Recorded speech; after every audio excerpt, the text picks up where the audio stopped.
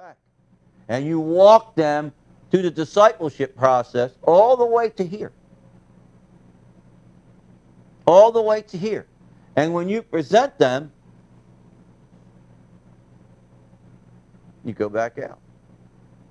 Right? If people out here can't see the glory of God on you, you got a problem. Now, he doesn't deal with all your shortcomings and sins at one time. So you have to... No. And the reason here is because this is what you've done.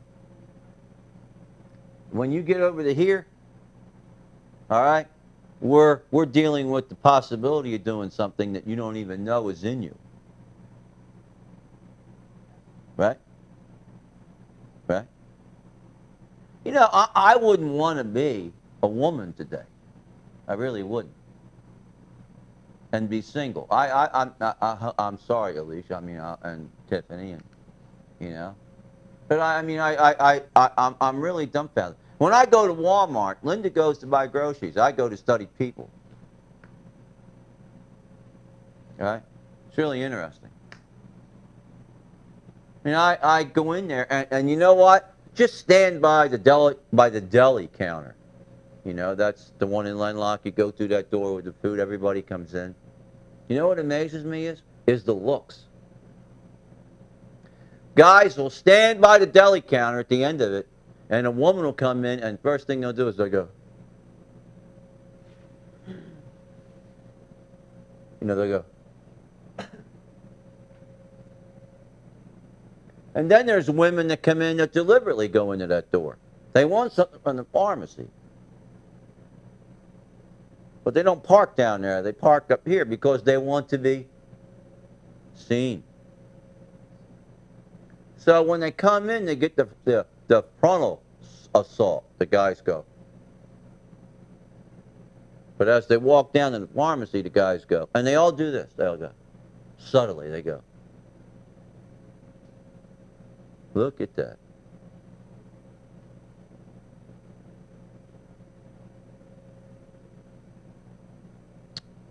Now, any woman that goes in a different way than what she should come in, she deserves the glances and looks that she gets. Hello? Right? If you're going to dress like a hooker, then you deserve to be called. And if you're going to dress like a pimp, then you can spot them a mile away. And these are married men. They'll all meet by the deli there, you know, where the chicken is, where they sell the chicken. They'll stand there and they'll, oh man, they got the eye going on. Yeah, they don't go to the back of the store to do this. They stand at the door. Right? You know, there's more nonsense going on in the church than sometimes in Walmart.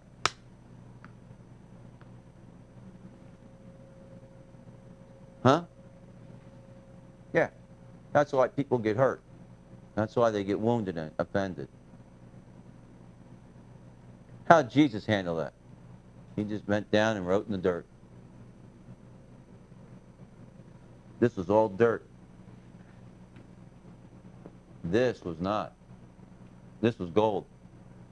Even the floor. Huh? So, when she came in dressed like, what did Jesus do? Wrote in the dirt.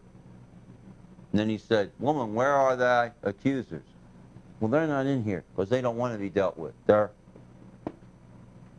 Listen to what he says. He says, go thy way and sin no more. Go thy way and sin no more. And sin no more. Yeah. And she became one of the... And I'm telling you, that was a woman that had money. She had money. Money. I just heard somebody come in here Thursday and say, I got to get out of so-and-so. I said, what's wrong with so-and-so? Well, She doesn't work, but she's always got a ton of money, and she's always got guys hanging around her. I'm going,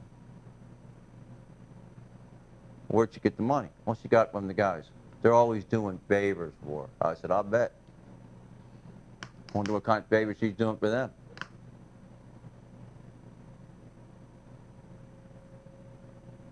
Hey, you've all heard it out here. Sex sells. That's what they say. Right? Yeah. Sex sells. I'd buy pizza too if my pizza delivery girl looked like that. You know, but they don't. Right? Linda always says to me, she'll look at these commercials and she'll go, no, you know, about 2% of the women in the United States look like that. If that. That's it. Crazy. But women will go and buy what they're selling thinking that they're going to look like that. They're not going to look like that. Huh? Yeah.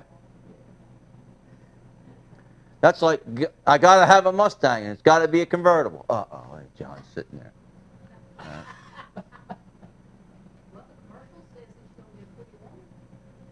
Well, I'll tell you, that's when people see you driving that, there's an image that goes up in their mind.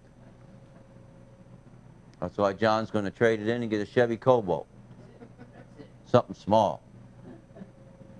He's sitting there going, oh, please, God, don't let that be a word from you.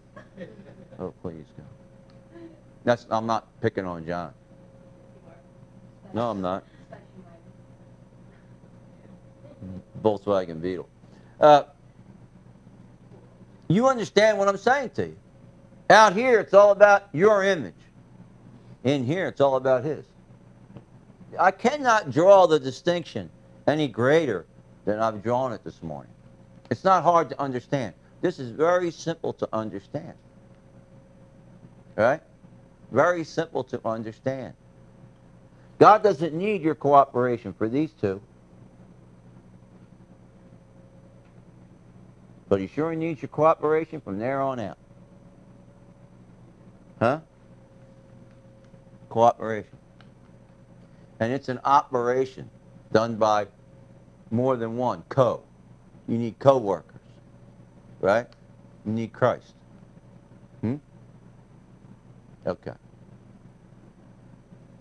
Donnie, how about you? You clear?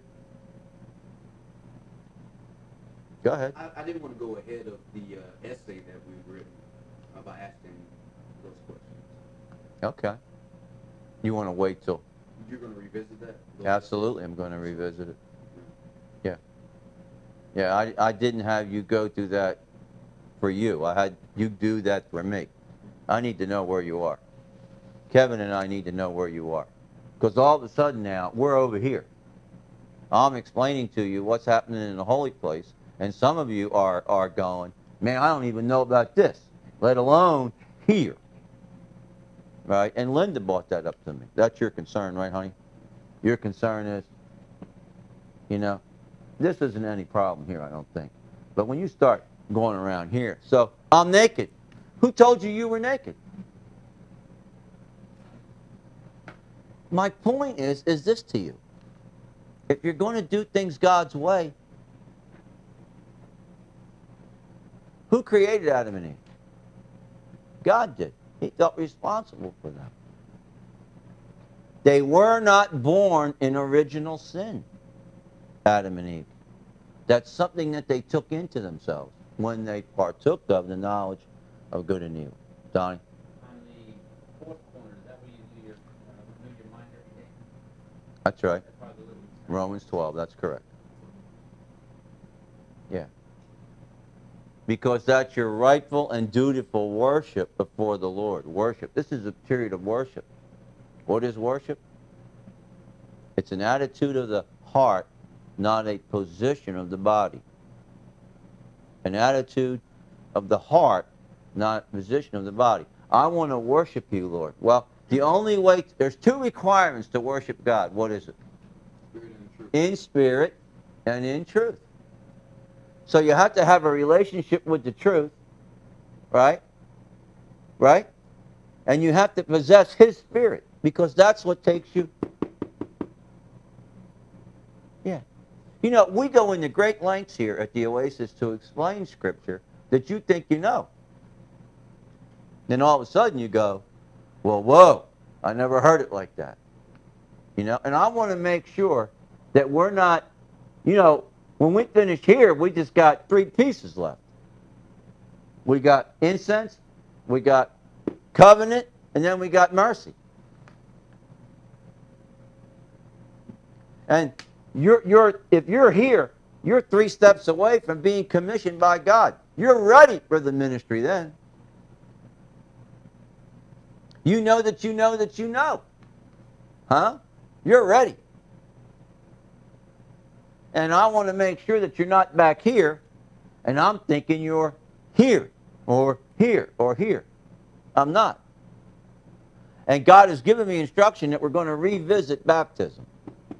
There are some people in our fellowship that need to be rebaptized.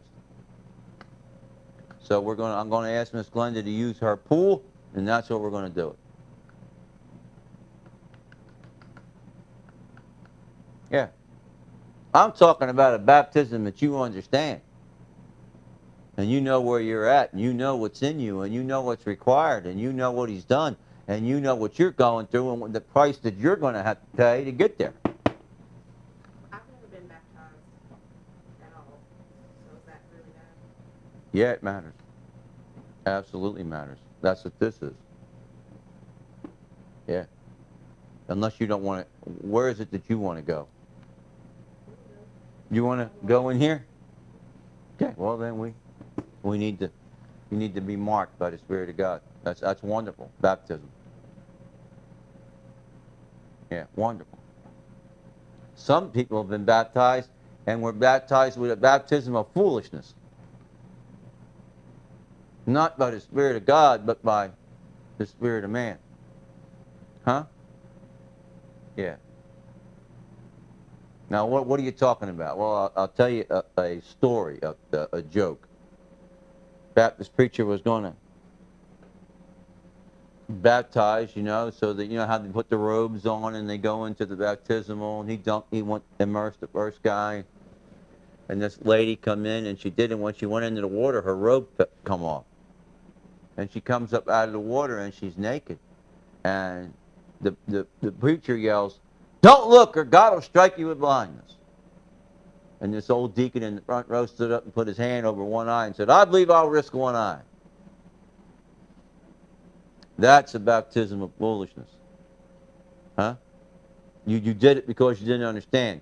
But you're risking being clothed with the Spirit of God versus the wisdom of man. All right? That's critical. Okay? Okay. Other questions?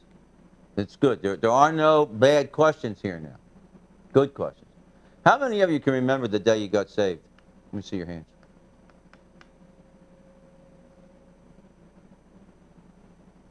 We need to get that straightened out.